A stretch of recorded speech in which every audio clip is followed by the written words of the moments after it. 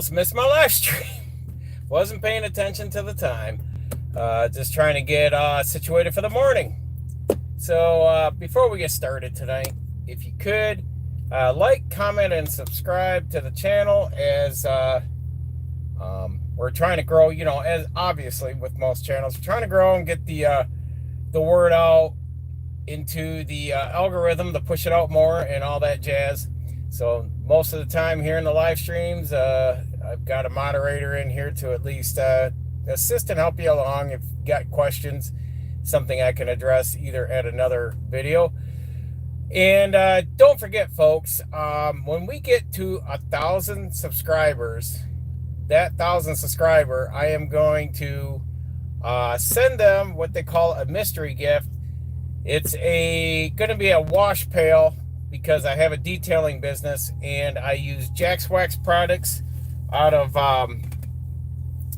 Columbus, Ohio. It's an American-made company. They've been around for a long time. I think almost like 50 years. I use their products. I don't use any over-the-counter store-bought products. I like professional products, and they have done a superior job. So I'm going to fill a pail, maybe some more, and I'm going to ship that to your house. So as soon as we can get to 1,000 subscribers, I want to reward someone with that. So keep that in mind as the channel grows, jazz like that. As you can see in the thumbnail, finally a weekend. I'll bring my seat up a little bit here. Where it's been blue skies since I walked out to my car to drive in and get in the truck, and it was nice and warm. It's pushed up to 40 degrees today, but I was able to stop at the Blue Beacon and finally get the salt off this damn truck. So at least you could see what's underlying on it, and looks good. And I figured I'd wash it on my way out to my route, and that way I got a clean truck through the warm climate. And I was supposed to drop this thing off. I got back last Thursday, and Friday morning I went in to drop this off at the shop. They have to put a overlying wire harness, so instead of gutting, the only thing they haven't done with the ABS and traction control in this truck is they pulled the module out, put a new one in a year ago. Right now, I was in a rental for 5 weeks. They had put all the valves and sensors and everything from the frame down to the wheels. And they put a new control module in, then had to send it out. When they got it in, they sent it out, had it programmed for this truck, put it in. It seemed to have worked up until 2 months ago, and here I am again. So from the control module here in the dash down to the wheels is a wire harness that runs throughout, out of the cab, along all the frame rails for all the wheels. So now they got to run a new wire harness. So instead of gutting the old one out, they're just going to run this new one and overlay it and zip tie it to the new one to the old one. It's not my truck. It's a lease truck. I'm not going to bitch and complain compared to if I had a nice truck. To me, this rounded shaped torpedo turd, it's not my choice, but who knows? Maybe one day I'll get into a hood. So that has to go in. They couldn't. I got down to the shop Friday. They couldn't accommodate. I could drop it off, but they did not have a sub truck for me to jump in and run my routes. So we have already another truck down there. So we're a truck short, and they didn't have a rental or anything for me to get in and use this week. I was hoping to give it to them for a week. It did not happen. So I turned around, brought the truck back. So we're going to try when I get back this week to drop the truck off, have a rental ready, because they said if you'll schedule this truck next week, we will make sure there's a rental there. So with that, get the rental, and I just take it, get this damn thing done. And the AC's not working. So I found that out today as it got warmer. I went to turn the heat down with the sun beating on me and the warm temps. It was getting hot in here, and found out the AC's not blowing. Just the outside air's coming in. So the AC's out. The front tires are cupping. It's out of line for the third time, and it needs a wire harness for the ABS, and it's due for an oil change, filters, and all that. It's due for a PM. So therefore, they should have this thing for a good week or more, and we'll take it from there. So yeah, it's getting dusk out now. I was going to do a walk around today, but this truck stop I'm at, I'm in West Union, West Virginia, off West Virginia 50, between, I want to say it's Parkersburg or somewhere, and Clarksburg. So I'm in between there. I've got to head up into the mountains tomorrow in West Virginia, then down to Charleston, and then out to Roanoke. So that all said, so with the ABS out, I don't have cruise control. So I've been footing this thing, and my right leg is getting sore as shit. And what else do I want to say? I'm just dealing with it. Plus the ABS and traction control. It's kicking in, kicking out. So it's acting like when I'm pulling, especially when I'm pulling hard in the hills, traction control keeps coming on and lunging the truck because it's acting like it's spinning out going up a hill, and it starts kicking the traction control, bogging me down. So then I got to put the automatic transmission in the manual mode, shift it down, run it like that till I crest the hill, and then I'm just manual shifting the thing. And I went in and told them I'm fighting with this damn truck, and it's fucking annoying is all I can say. And I don't know. So if this shit doesn't, when this truck comes back and if it ain't right, then there's gonna be some issues. And I don't know. I'm just, I'm at a point in my life, I don't know. These damn rental trucks, they're shit boxes. I don't care who you go with. If you go with Penske, Ryder, National Lease, it is what it is. And each and every one of them is just a shit box. So get off that before I get myself fired up any more than talking about healthcare and how shitty that is. But tired of fighting the truck, and that's exactly right. It's just a hand-to-hand combat driving this truck every week. It's like I'd like to fucking know what it'd be like to drive a truck that isn't so problematic, underpowered, that can actually get through the damn week and get your job done, where you don't feel you wrestled a bear all freaking week, and then get back in the trailer and unload product that's 100 to 400 pounds of weight. It's like, for Christ's sakes, I don't know. So that's the end of that before I keep going. So before I slip up and say some shit I don't want to be saying. But yeah, I'm not exactly a fan of this truck. I knew it when I saw the specs. It's underpowered. So what else has been going on? Politics. Stuff, yeah, I think I talked about it last week. There's been a lot of companies that are definitely in the logistics, are feeling the wrath of this tight economy. And I said to someone already in a comment section elsewhere, this is an economic cycle we're in. It doesn't matter whether this guy's in, the last guy was in, or if God himself is in office right now, this economy is going to crash. Doesn't matter. It's just the nature of life, and in the way this Keynesian fiat currency system works. It just goes through cycles. You just got to take it. It's a 100-year cycle. 100 years ago, we went through it. Here we go again. It's just deal with it. And I've been saying right along, we're going to feel economic pain. But if you're going to continue to go out and buy luxury items, play toys, campers, what have you, that's the consequences when you may either get hours cut or lose your job. I went through this 35 years ago, and ended up selling. I only had it for like 6 months. I really wanted a Bronco. I could only enjoy it for 6 months and had to sell it.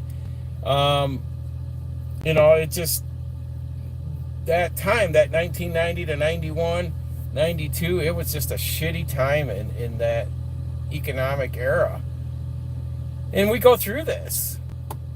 And trucking companies are going through it, but we're shaking out a lot of the, I want to say, zombie companies, a lot of companies that are volatile to, they don't have enough capital and are on such a thin margin that it just takes one hiccup and they're out of business.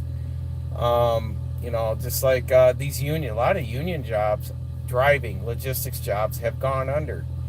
These companies have had to push themselves to make XYZ amount of money because they're union. And the unions are being nothing more than bullies going in. Any more unions did their job back in the 50s. Post-World War, the unions came in and it helped establish safe work environments and better fair wages, because they were still treating factory workers like slave labor as they did in the turn of the century, in the 1900s and late 1800s. People were just slaves and they were paid pennies. While the barons, whether it was oil barons, lumber barons, factory barons, it was they reaped the wealth and the success. And we're doing that now. And I said that earlier. People are like, well, how do you feel about picking your fruits and vegetables? Hell, I will, if it will prevent us from having to import immigration that is slave labor to go work in our agricultural fields, work in the factories. And I've been saying this, time for Americans to lower their standards of the way they live and understand the rest of the world doesn't live like this. And at some point, Murphy's Law, what goes up must come down. You can't stay on top of the heap forever. Every empire, every world reserve currency, everything comes tumbling down at some point. And if that's what needs to happen to America and its economy, then that's what needs to happen. And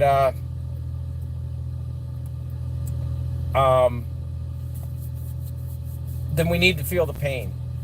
And people don't want to feel that pain. They don't want to give up their way of life. And it's just the way it is. And you need to learn other skill sets than just going into a liberal arts college, learning diversity shit and other nonsense stuff. You should get some skill sets that if the power goes out, how can you take care of yourself in one way or another, whether you can take care of fixing your house, your cars. And I've said this in other videos.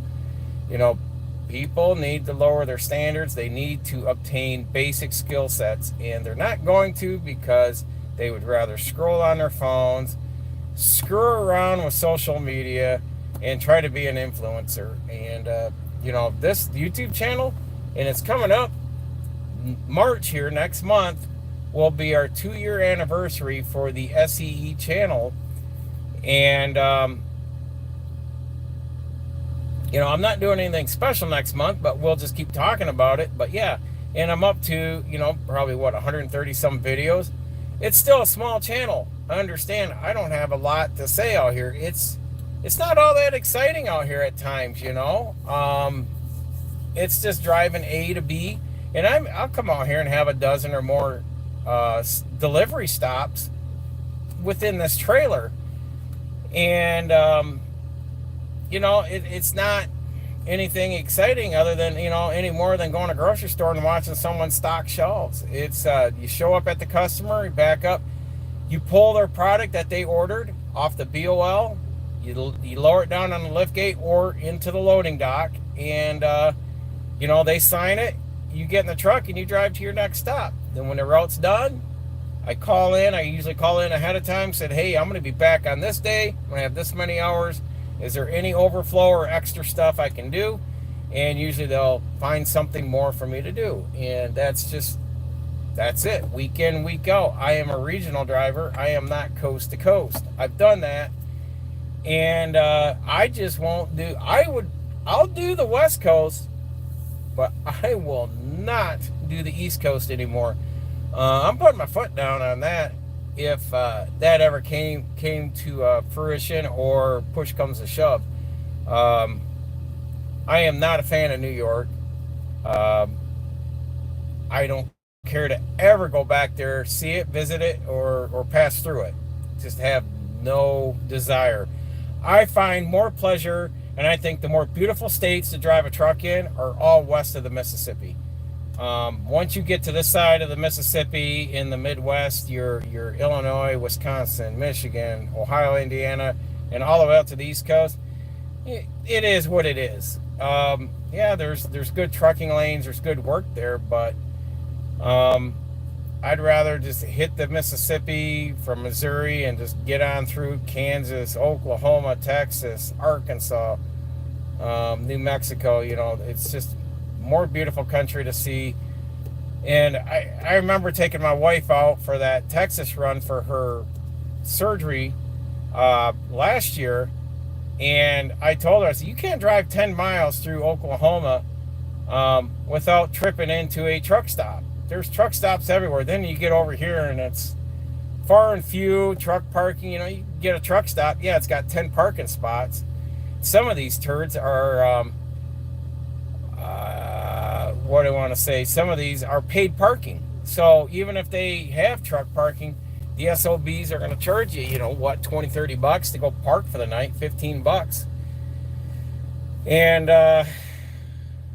they just don't work with the truck drivers east of the Mississippi as much as they do west of the Mississippi, until you get to the turd state of, California or any of the other ones there along the coast. I don't know what it is. The coastal states just totally suck. And so you don't stop and take breaks at the time like some truckers do, whether they have a pet or to walk or need a snack or whatever the reason. So you don't have much to film. No, because I really don't have I don't have the time, because once I get into the routes, like today I made a delivery today. I did film, and I'm going to see, because I put the GoPro in time warp. I won't do that again, but I'm going to see once I download it, I'm going to see if I can slow it down. It's going way too fast. It looks like I'm doing 100 miles an hour through the road.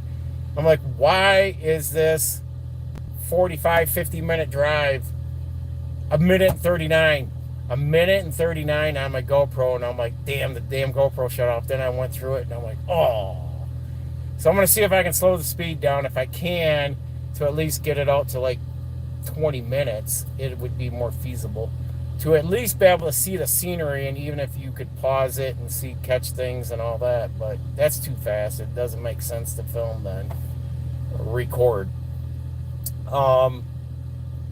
So yeah, and detention time. I don't have detention time. My biggest thing when I had detention time is if I was hauling grocery dry goods in a van trailer, or even reefer. When I did reefer, you can sit, and I know Tommy at Trucking Unfiltered, watch him. Dude will tell you, man, I'm showing up the day before. He can sit there, do his 10-hour break, either outside the gate, in the staging, which I used to do when I did reefer. You're either down the road at a truck stop or somewhere where truck parking's allowed, and or if they have staging for you to be there, you can go in, check in, but it may be 2 hours, 5 hours, 10, 12 hours. You could sit almost a whole day. His big slowdown is when he's in Nogales, is getting, they're not going to let you in the cross dock if the Mexican side truck hasn't made it there yet. So then you're sitting outside the facility waiting to get called in, and then bump a dock, and then get loaded and then take it across America. But yeah, that's detention time. You're sitting there waiting on usually produce and goods like that. Not so much and the containers, the docks, whether it's in Long Beach or down in Savannah on the East Coast. But yeah, you can sit at docks waiting to get a container on a chassis and then run that. So there's a lot of detention time in various ways. I still say you can more quickly get unloaded when you're doing like step deck, flatbed, or RGN than you do when you're hauling produce and goods.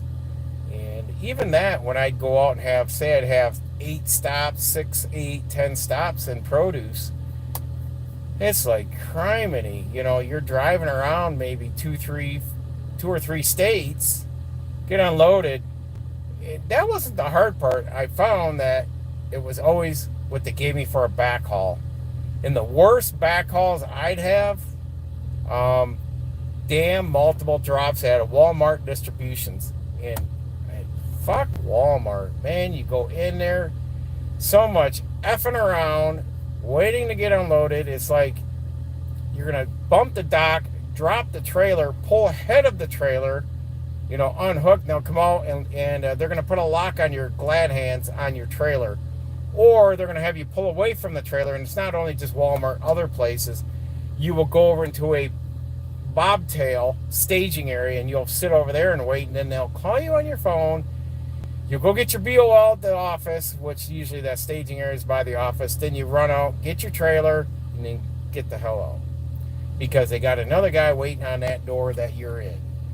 And now I won't ever go back to reefer. That's a turd show. It was a good experience, but and the money, that's just one step above dry van that I'm doing for over the road or freight rates. Like I said, step deck or RGN. That'd be the way to go if you're gonna make money.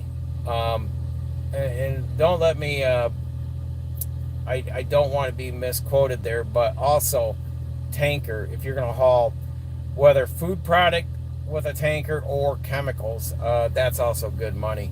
But then, are you comfortable hauling hazmat? And it can be in various forms. So you got to make your peace with it if you step in that direction with hazardous waste and tankers. So whether it's gasoline, chemical plant chemicals, what have you. So just keep that all in mind as you step in that direction. But yeah, anyhow, it was a good drive down here. No problems. Got my one stop off and jetted over here to this truck stop. And then, like I said, there was probably 20 damn pneumatic bulk haulers sitting here at this little BP truck stop in West Union, West Virginia. Most all of them were sitting in their trucks. The lights were on and shit like that. And then a bunch of them just all bugged out. Then another handful or more came in. So I don't know if there's a job around here or something going on that these guys are just like staging here because I got 1, 2, 3, 4, 5, 6, 7, 8, 9, 10, 11, 12, 13. I got 13 pneumatic bulk tankers. Which pneumatic is they've got the lines underneath the tanks and they use an air pump off the truck usually. And because I worked with these as a mechanic back in 1986 when I worked for National Lease, and we leased out to a Big Chief Sugar out of Bay City, Michigan.